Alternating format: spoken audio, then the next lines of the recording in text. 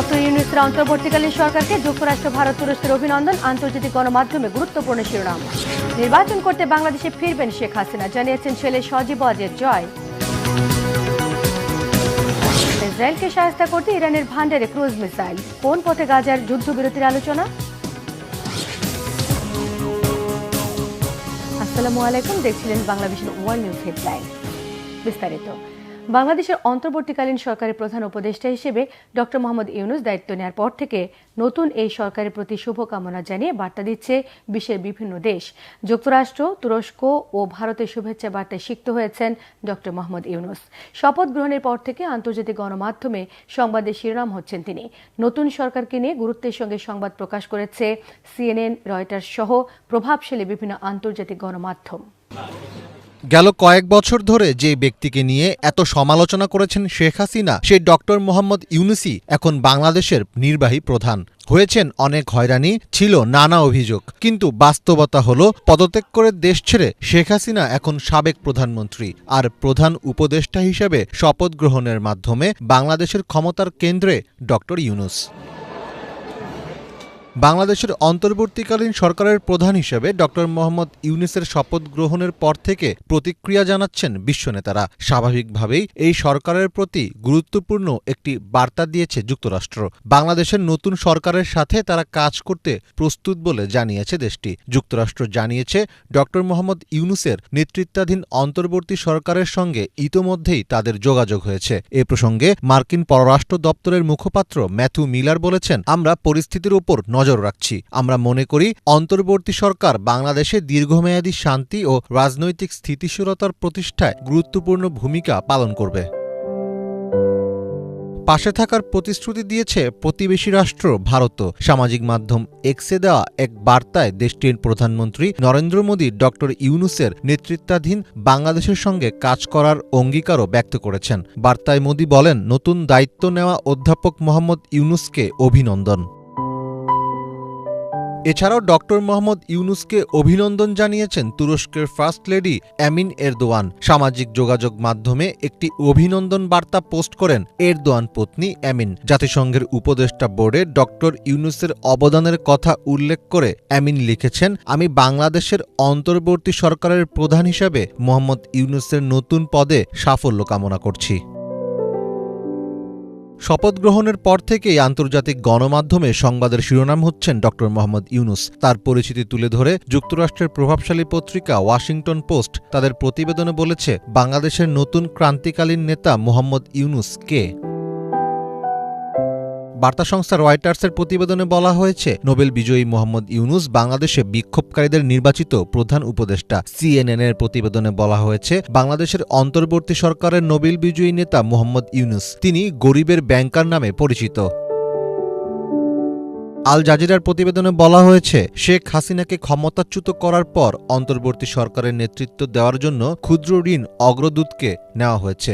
Golf নিউজে বলা হয়েছে, সংসদ ভেঙে গেছে, শেখ হাসিনা পালিয়ে যাওয়ার পর বাংলাদেশের নেতৃত্বে নোবেল বিজয়ী ডক্টর ইউনূস। ব্রিটিশ সাপ্তাহিক পত্রিকা দ্য ইকোনমিস্ট অবশ্য ব্যাখ্যা করছে ভিন্নভাবে। বাংলাদেশের বিরাজমান পরিস্থিতি ও ঘটনাক্রম বর্ণনা করে ইকোনমিস্ট লিখেছে, অন্তর্বর্তীকালীন সরকারকে এখন কঠিন 3টি চ্যালেঞ্জ মোকাবেলা করতে হবে। অন্যদিকে সরকারের সামনে মোটা দাগে 5টি চ্যালেঞ্জ তুলে ধরেছে বার্তা সংস্থা AFP। মীর ফজলে রাব্বি, বাংলা ভিশন। বাংলাদেশে ফিরে আসবেন সাবেক প্রধানমন্ত্রী শেখ হাসিনা। অংশ নেবেন নির্বাচনে বলেছেন তার ছেলে সজীব ওয়াজেদ জয়। শেখ হাসিনা ভারতে পালিয়ে যাওয়ার 3 দিনের মাথায় নিজের দেয়া আগের বক্তব্য থেকে সরে এসে এমন দাবি জানিয়েছেন সজীব ওয়াজেদ জয়। এদিকে শেখ হাসিনার বিষয়ে ফোন আলাপ করেছেন যুক্তরাজ্য ও ভারতের পররাষ্ট্রমন্ত্রী। বিস্তারিত মেহরাব হোসেন খানের ডেস্ক রিপোর্টে। ছাত্র জনতার বিক্ষোভের মুখে গত 5 আগস্ট ভারতে পালিয়ে যান শেখ হাসিনা। এরপর সামাজিক মাধ্যমে ভিডিও পোস্ট করে আর বিভিন্ন গণমাধ্যমে সাক্ষাৎকার দিয়ে তার ছেলে সজীব ওয়াজেদ জয় বলেছিলেন, তার মা আর বাংলাদেশে যাবেন না, রাজনীতি করবেন না, এমনকি শেখ মুজিবের 2 কন্যার সন্তানদেরও আওয়ামী লীগের হাল ধরার সম্ভাবনা নেই। ঠিক আছে, শেখ হাসিনার পর আপনাদের কি হবে সেটা আমারও চিন্তার বিষয় না, আমার পরিবারের আর চিন্তার বিষয় না, আপনারা বুঝবেন। এরপর প্রতিদিন জয় কোনো না কোনো সংবাদ মাধ্যমে শেখ হাসিনার নিজের, দলের আর বাংলাদেশের জনগণের ভবিষ্যৎ নিয়ে কথা বলেছেন। ধীরে ধীরে পাল্টেছে তার বক্তব্য, নমনীয় হয়েছে দেশবাসীর প্রতি বিরূপ মনোভাবের, সরেছেন রাজনীতি নিয়ে কট্টর অবস্থান থেকে। বৃহস্পতিবার ভারতের গণমাধ্যম টাইমস অব ইন্ডিয়ায় দেয়া সাক্ষাৎকারে বলেছেন, অন্তর্বর্তী সরকার নির্বাচনের প্রস্তুতি নিলে, বাংলাদেশে গণতন্ত্র প্রতিষ্ঠিত হলে দেশে যাবেন শেখ হাসিনা। দল ও কর্মীদের অস্তিত্ব রক্ষার স্বার্থে বাংলাদেশের রাজনীতিতে সক্রিয় হওয়ার বার্তাও দিয়েছেন জয়। জো বাইডেন বিদায় নিলে, ডোনাল্ড ট্রাম্প সরকারে আসলে বাংলাদেশ নিয়ে যুক্তরাষ্ট্রের নীতি পাল্টাবে। যুক্তরাষ্ট্রের ওয়াশিংটন ডিসির বাসভবন থেকে দেয়া সাক্ষাৎকারে এমনটাই দাবি করেছেন জয়। বলেন, অন্য কোনো দেশে আশ্রয়ের কোনো পরিকল্পনা নেই শেখ হাসিনার। এদিকে আশ্রয়ের আবেদনের জেরে যুক্তরাজ্যের পররাষ্ট্রমন্ত্রী ডেভিড ল্যামি ফোন আলাপ করেছেন ভারতের পররাষ্ট্রমন্ত্রী এস জয়শঙ্করের সাথে। এটি নিজের সামাজিক মাধ্যমে জানিয়েছেন ভারতের পররাষ্ট্রমন্ত্রী। ভারতের পররাষ্ট্র মন্ত্রণালয়ের বৃহস্পতিবারের ব্রিফিংয়েও উঠে আসে এই বিষয়টি। শেখ হাসিনার পরিকল্পনা কি সে বিষয়ে আমাদের কাছে কোনো খবর নেই। তিনি কি করবেন তাকে ঠিক করতে হবে। তার পরিকল্পনার বিষয়ে আমার মন্তব্য করা ঠিক হবে না। ওই সংবাদ সম্মেলনে জানানো হয়, শেখ হাসিনা এবং বাংলাদেশের উন্নয়নের বিষয়ে আলোচনা হয়েছে। এর বাইরে শেখ হাসিনাকে নিয়ে দুই পররাষ্ট্রমন্ত্রীর ফোনালাপের বিষয়ে বিস্তারিত কিছু জানানো হয়নি। Mehrab Hussain Khan, Bangla vision, news desk. গেল 2 মাস আগেও মা শেখ হাসিনার সঙ্গে দিল্লিতে সুন্দর সময় কাটিয়েছেন মেয়ে সাইমা ওয়াজেদ। কাজের সূত্রে সেখানেই থাকেন পুতুল। সম্প্রতি প্রধানমন্ত্রী পদ থেকে ইস্তফা দিয়ে পালিয়ে ভারতে আশ্রয় নিয়েছেন হাসিনা। তখন থেকেই সরকারি অতিথি নিবাসে আছেন তিনি। দিল্লিতে থেকেও এখনো মায়ের সঙ্গে দেখা হয়নি পুতুলের। হাফিজুল ইসলামের ডেস্ক রিপোর্টে থাকছে বিস্তারিত। ছাত্র জনতার গণ অভ্যুত্থানে সম্প্রতি প্রধানমন্ত্রীর পদ থেকে উৎখাত হয়েছেন শেখ হাসিনা। পালিয়ে আশ্রয় নিয়েছেন প্রতিবেশী রাষ্ট্র ভারতে। ৭৬ বছর বয়সী নেত্রীর সঙ্গে এখনও সাক্ষাতের সুযোগ পায়নি কোনো আত্মীয়। ছেলে সজীব ওয়াজেদ জয় যুক্তরাষ্ট্রে বসবাস করলেও কাজের সূত্রে দিল্লিতেই থাকেন মেয়ে সাইমা ওয়াজেদ পুতুল। দিল্লিতে থেকেও মেয়ের সাথে কেন এখনও দেখা হলো না হাসিনার? নাকি মায়ের সাথে দেখা করার অনুমতি দেয়নি ভারতীয় কর্তৃপক্ষ?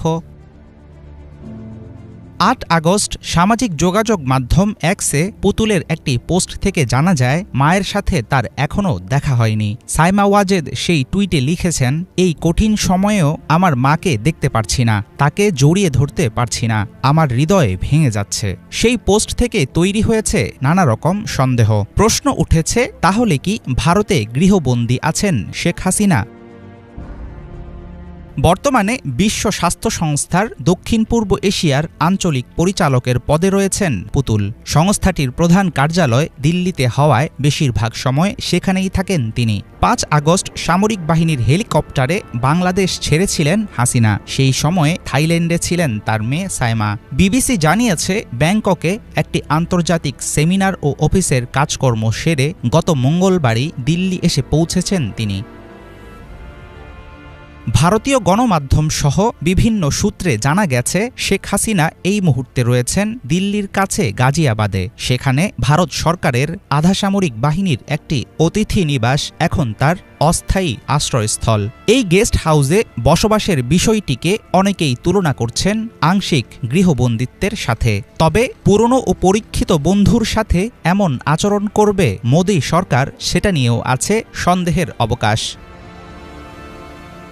সদ্য প্রধানমন্ত্রীর পদ হারানো শেখ হাসিনার কন্যা ছাড়াও একটি ভিন্ন পরিচয় আছে সাইমা ওয়াজেদ পুতুলের। বর্তমানে তিনি আন্তর্জাতিক একটি সংস্থার শীর্ষ কর্মকর্তা। আগামীতেও সংস্থাটির আঞ্চলিক পরিচালকের দায়িত্বে কাজ করে যাবেন তিনি। হয়তো সে কারণেই দিল্লিতে এখনও মায়ের সাথে দেখা করতে পারেননি পুতুল। বাধা হয়ে উঠেছে তার পারিপার্শ্বিক পরিস্থিতি। ভারতের বিদেশি অতিথিদের মধ্যে অন্যতম পছন্দের পাত্রী শেখ হাসিনা ব্যক্তিগত জীবনের চরম বিপদের মুহূর্তেও পেয়েছেন রাজনৈতিক আশ্রয়। এখনও আগের মতোই থাকবে ৫০ বছরের বেশি সময় ধরে খোলা থাকা দিল্লির দরজা, এমন আশা রাখতেই পারেন হাসিনা। তবে পুতুলের সাথে দেখা না হওয়ার পেছনে সরকারি নিষেধাজ্ঞা থাকলে ভবিষ্যতে তার জন্য বিষয়টি হবে চিন্তার কারণ। হাফিজুল ইসলাম, বাংলা ভিশন। মার্কিন প্রেসিডেন্ট নির্বাচন পূর্ব বিতর্ক আগামী 10 সেপ্টেম্বর আয়োজনের প্রস্তুতি নিয়েছে এবিসি নিউজ। দুই প্রতিদ্বন্দ্বীর মধ্যে কামলা হ্যারিস একে স্বাগত জানালেও অন্তত 3টি বিতর্কের প্রস্তাব দিয়েছে ডোনাল্ড ট্রাম্প। ফ্লোরিডার পাম বিচে অনুষ্ঠিত সংবাদ সম্মেলনে রিপাবলিকান প্রার্থী সাবেক প্রেসিডেন্ট ট্রাম্প জানিয়েছেন, কমলার পরিবর্তে অন্য কারোর সঙ্গে প্রতিদ্বন্দ্বিতা হলে খুশি হতেন। তার দাবি, কট্টর বামপন্থী কমলার অতীত ইতিহাস খুবই ভয়াবহ। সমর্থকদের জানান, এত খুশির পরও 10 সেপ্টেম্বর বিতর্ক হওয়াটা জরুরি। আরও দুটি বিতর্কের জন্য এনবিসি এবং ফক্স নিউজের সঙ্গে কথা হয়েছে জানিয়েছেন ট্রাম্প। এদিকে নির্বাচনী প্রচার শেষে ডেট্রয়েট ছাড়ার আগে ডেমোক্রেটিক পার্টির প্রার্থী কামলা হ্যারিস জানান, শেষমেশ বিতর্কের জন্য ট্রাম্পের রাজি হওয়াটা খুব খুশির সংবাদ।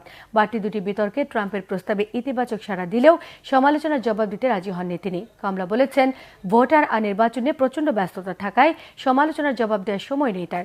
দুই প্রতিদ্বন্দ্বীর কাছ থেকে শতভাগ নিশ্চয়তার ভিত্তিতে বিতর্কের তারিখ ঘোষণা করে এবিসি নিউজ। জানিয়েছে, বিতর্কটি হবে মিশিগানে। জনমত জরিপে জুলাইয়ের মাঝামাঝি কমলার সমর্থন 37% থাকলেও শেষ দিকে তা বেড়ে 42% পৌঁছেছে। ইসরায়েলে হামলা চালানোর হুমকি দিয়ে নিজেদের ভান্ডারে ক্রুজ মিসাইল যোগ করেছে ইরান। শক্তিশালী এই ক্রুজ মিসাইল দিয়ে শত্রুর লক্ষ্য বস্তুতে সহজে টার্গেট করা সম্ভব। এদিকে যুক্তরাষ্ট্র, কাতার এবং মিশরের আমন্ত্রণে গাজায় যুদ্ধবিরতি আলোচনায় সম্মত হয়েছে ইসরায়েল। এ বিষয়ে হামাস এই পর্যন্ত কোনো প্রতিক্রিয়া না জানালেও লেবানন যুদ্ধবিরতির আলোচনাকে স্বাগত জানিয়েছে। তবে ইসরায়েলে হামলার জন্য প্রস্তুত লেবাননের হিজবুল্লাহ গোষ্ঠী। বিস্তারিত শহীদ আরাফাতের ডেস্ক রিপোর্টে। ইসরায়েলে যে কোনো মুহূর্তে বড় ধরনের হামলা চালাবে ইরান, এমন হুঁশিয়ারের পর মধ্যপ্রাচ্যে যুদ্ধের দামামা বাজছে। শুধু হুমকি দিয়েই ক্ষান্ত হয়নি ইরান, এবার আধুনিক অস্ত্র দিয়ে নিজেদের নৌবাহিনী ঢেলে সাজাচ্ছে দেশটি। ইরানের নৌবাহিনীতে যোগ হচ্ছে শক্তিশালী ওয়ারহেড বহনকারী ক্রুজ মিসাইল। শত্রুপক্ষ সহজেই শনাক্ত করতে পারবে না এই মিসাইল, এমনকি এই অস্ত্র শত্রুর ঘাঁটিতে সহজে আঘাত হানতে সক্ষম। বিশ্লেষকদের শঙ্কা, ইসরায়েলে হামলার প্রস্তুতি হিসেবে এমন সরঞ্জাম নিয়ে আসছে ইরান। ইসরায়েল ইরান সংঘাতের শঙ্কার মধ্যেই গাজায় যুদ্ধবিরতির আলোচনা আবারও আলোর মুখ দেখছে। যুক্তরাষ্ট্র, মিশর এবং কাতার গাজায় যুদ্ধবিরতির আলোচনায় আবারও ইসরায়েল এবং হামাসকে আমন্ত্রণ জানিয়েছে। 15 আগস্ট কায়রো অথবা দোহায় আয়োজিত আলোচনায় যেতে সম্মত হয়েছে ইসরায়েল। দেশটির প্রতিরক্ষা মন্ত্রী ইয়োভ গ্যালেন্ট বলেছেন, জিম্মিদের মুক্তির জন্য গাজায় দ্রুত যুদ্ধবিরতি হওয়া উচিত। ইসরায়েল যুদ্ধবিরতির আলোচনায় রাজি হলেও এখনও কোনো মন্তব্য করেনি হামাস। লেবাননও যুদ্ধবিরতির আলোচনায় সমর্থন দিয়েছে। ফ্রান্সের প্রেসিডেন্ট ইমানুয়েল ম্যাখো বলেছেন, গাজায় যুদ্ধ দ্রুত বন্ধ হওয়া উচিত। এদিকে গাজার খান ইউনিসে ফিলিস্তিনিদের ওপর হামলা অব্যাহত রেখেছে ইসরায়েলি বাহিনী। এতে হাজার হাজার বাসিন্দা বাস্তুচ্যুত হয়েছে। হামলা হয়েছে আল মাওশি সহ গাজার বিভিন্ন স্কুলে। আল মাওশিতে হত্যার শিকার হয়েছেন 5 ফিলিস্তিনি। হামাসও পাল্টা প্রতিরোধ গড়ে তুলেছে। রাফায় ইসরায়েলি সেনাদের লক্ষ্য করে হামলা চালিয়েছে ফিলিস্তিনি যোদ্ধারা। والله تعبنا احنا من سكان غزه احنا تعبانين بيقولوا لنا هذه مناطق امنه مناطق روحوا على الجنوب আমরা ক্লান্ত, গাজার বাসিন্দারা ক্লান্ত। ইসরায়েলরা একবার বলে দক্ষিণে যান, সেদিকে নিরাপদ, আমরা দক্ষিণে যাই, আবার সেখান থেকে সরিয়ে দেওয়া হয়। তারা আমাদের পরিবারের লোকজনদের ধরে নিয়ে যাচ্ছে। কোথাও আমরা নিরাপত্তা পাচ্ছি না, আমরা থাকার জায়গা খুঁজে পাচ্ছি না, আমাদের রাস্তায় ফেলে দেওয়া হয়েছে। আমাদের দেখার জন্য কেউই নেই, আমরা ভীষণ ক্লান্ত, কেউ নেই সহযোগিতা করার জন্য। يطلعوا لنا لانه احنا تعبانين والله تعبانين والله تعبانين. عذبنا 5 ساعات تقريبا نزوحنا من عبسان الكبيره لخان يونس. খান ইউনিস থেকে বাস্তুচ্যুত হয়ে আমরা প্রায় 5 ঘন্টা ধরে রাস্তায় রাস্তায় ঘুরছি। আমাদের কোথায় থাকার কথা, কিন্তু দেখুন আমরা রাস্তায় রাস্তায় বাস করছি। রাস্তা ছাড়া আজ অন্য কোথাও নিরাপত্তা নেই। আমরা আশা করি যে বিশ্বের সমস্ত দেশ আমাদের পাশে দাঁড়াবে এবং আমাদেরকে ইসরায়েলের দখলদারিত্ব থেকে রক্ষা করবে। নিরাপত্তা নিশ্চিত হলেই আমরা নতুন করে সবকিছু শুরু করতে পারবো। توفر لنا الامن والامان ونرجع لبيوتنا باستقرار بدل البهدله وبدل الشوارع طبعا. ইসরায়েলি হামলায় গাজায় এরই মধ্যে হত্যার শিকার হয়েছে প্রায় 40,000 ফিলিস্তিনি। আহত সংখ্যা ছাড়িয়েছে 91,000। Shahid Arafat, Bangla vision news desk. সুদানে 2023 সালের এপ্রিলে সংঘাত শুরু হওয়ার পর থেকে এখন পর্যন্ত প্রায় 19,000 মানুষ মারা গেছে। আহত হয়েছে 33,000-এরও বেশি মানুষ। বৃহস্পতিবার UNHCR এক প্রতিবেদনে এ তথ্য জানায়। সশস্ত্র সংঘাতের মধ্যে খাদ্য সংকট, ভারী বৃষ্টিপাতের কারণে নানান রোগে ভুগছে দেশটির জনগণ। বিস্তারিত ইফফাত জাহানের প্রতিবেদনে।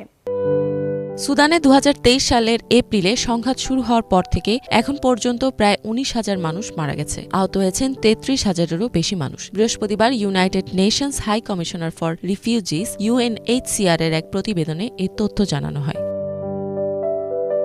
প্রতিবেদনে বলা হয়, গত বছর সংঘাত শুরু হওয়ার পর থেকে চিকিৎসক ও রোগীদের বিরুদ্ধে 83টি সহিংস হামলার নথিভুক্ত করা হয়, যেখানে সশস্ত্র সংঘাতে মারা যান 54 জন এবং আহত হন আরও 104 জন। এসব সংঘর্ষে 23 জন মানবিক কর্মী নিহত এবং 33 জন আহত হয়েছে।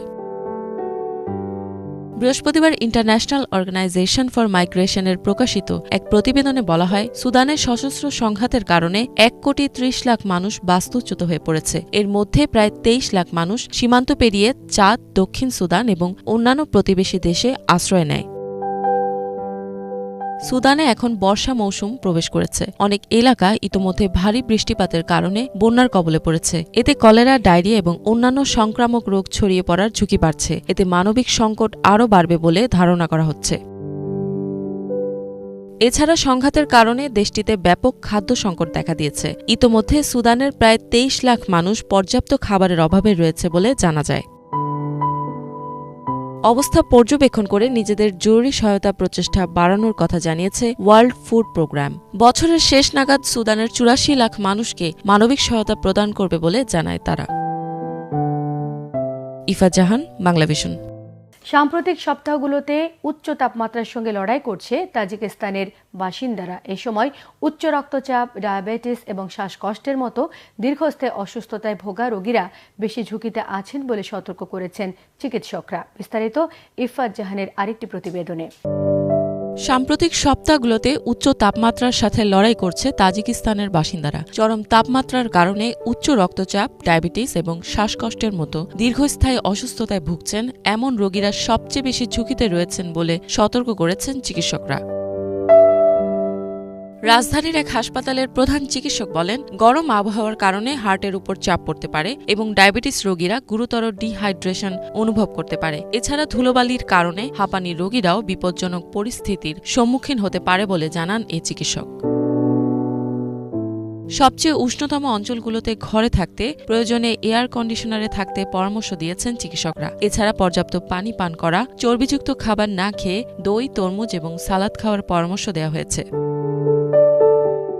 স্থানীয় এক ট্যাক্সি ড্রাইভার বলেন, অতিরিক্ত গরমের কারণে গ্যাস চালিত গাড়ির এয়ার কন্ডিশনিং সিস্টেম প্রায় নষ্ট হয়ে যায়। তবে তারা এখন যে বৈদ্যুতিক গাড়ি চালান তাতেই সমস্যার সম্মুখীন হতে হয় না।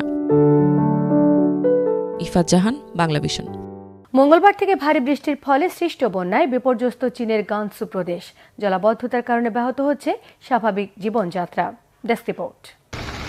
মঙ্গলবার থেকে ভারী বৃষ্টিপাত ও বন্যার কবলে পড়েছে চায়নার গাংসু প্রদেশের কিং ইয়াং এবং পিং লিয়াং শহরের বাসিন্দারা। সেদিন বিকেলে কিং ইয়ং এর হুয়াংজিয়াং অঞ্চলে ভারী বর্ষণ হয়। এতে হুয়াংজিয়াং এভিনিউয়ে 1 মিটার পর্যন্ত পানি বৃদ্ধি পায়। কিছু যানবাহন পানিতে আটকা পড়ে। তবে 1 ঘণ্টা পরই ওই এলাকায় জমে থাকা সব পানি নিষ্কাশন করা হয় এবং যান চলাচল আবার শুরু হয়।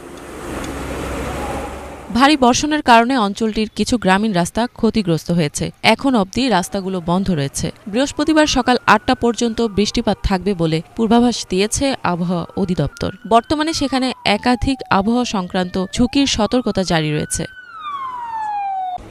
আগামী 24 ঘণ্টা স্থানীয় বাসিন্দাদের ভারী বৃষ্টিপাতের ফলে সৃষ্ট ভূতাত্ত্বিক বিপর্যয় থেকে সতর্ক থাকার পরামর্শ দেওয়া হয়েছে। মঙ্গলবার বিকেলে সানজি আবহাওয়া পর্যবেক্ষণ কেন্দ্র হলুদ সতর্কতা জারি করে।